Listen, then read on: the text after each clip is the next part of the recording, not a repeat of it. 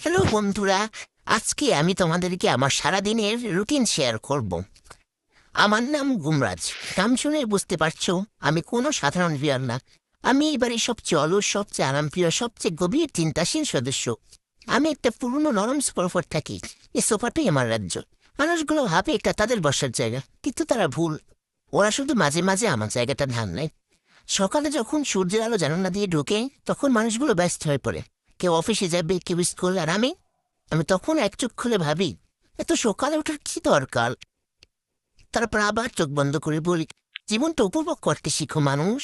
মানুষটা মাঝে মাঝে আমাকে ডাক দেয়, ভুমরাজ ওঠো, খাও। আমি একটু নড়ি, আমার ছেড়ে দেয়। কারণ একটা নিয়ম আছে, খাবার আমার কাছে আসবে, আমি খাবারের কাছে না। শেষে সে নিজেই খাবার নিয়ে আসে। আমি চোখ আদা বন্ধ করে একটু খাই, তারপর আবার ঘুম। দুপুর হলো আমার রিচার্জ টাইম। বুঝেছো, এটা হচ্ছে আমার রিসার্চ টাইম। আমি বিভিন্ন পজিশনে ঘুমাই, গোল হয়ে, পা ছড়িয়ে, মাথা নিচে দিয়ে, কখনো উল্টে। এটা খুব গুরুত্বপূর্ণ কাজ, কারণ আমাকে খুঁজে বের করতে হয় সবচেয়ে আরামদায়ক ঘুমানোর পজিশন কোনটা। একদিন মানুষটা ছবি তুলতে এসেছিল। আমি চোখ খুলে তাকালাম। তুমি কি আমার গবেষণায় বাধা দিচ্ছ? সে চুপচাপ চলে গেল।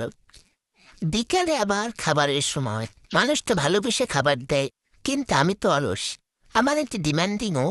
আমি এনে খাবারটা দেখি, গন্ধ নেই, তারপর ধীরে ধীরে এক কামড় দিই, তারপর মুখ গড়িয়ে নেই। মানুষটা চিন্তায় পড়ে যায়, কেন খাচ্ছে না। আমি মনে মনে বলি, আজ একটু নাটক করি, নতুন কিছু পাওয়া যায় কিনা দেখি। কিছুক্ষণ পর সত্যি নতুন খাবার আসে। আমি খুশি হয়ে খেতে শুরু করি। অলস হলেও বুদ্ধি কিন্তু আছে আমার মাথায়।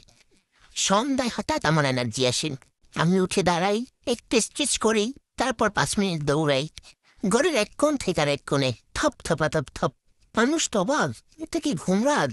তারপরে আমি আবার থেমে যাই, কারণ আজকের এক্সারসাইজ শেষ।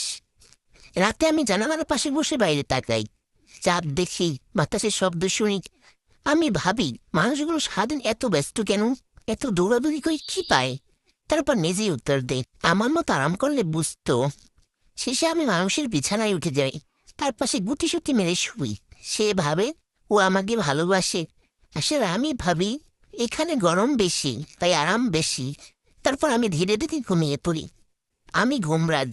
আমি দৌড়াই কম, ঘুমাই বেশি। আমি কাজ করি না, কিন্তু সবাই আমাকে ভালোবাসে। ভালো লাগলে লাইক, কমেন্ট, শেয়ার আর সাবস্ক্রাইব করে দিও। না হলে কিন্তু আর গল্প পাবে না। আর নতুন নতুন গল্প পেতে হলে সাবস্ক্রাইব দিয়ে পাশে থাকো। না হলে কিন্তু রাতে গিয়ে তোমার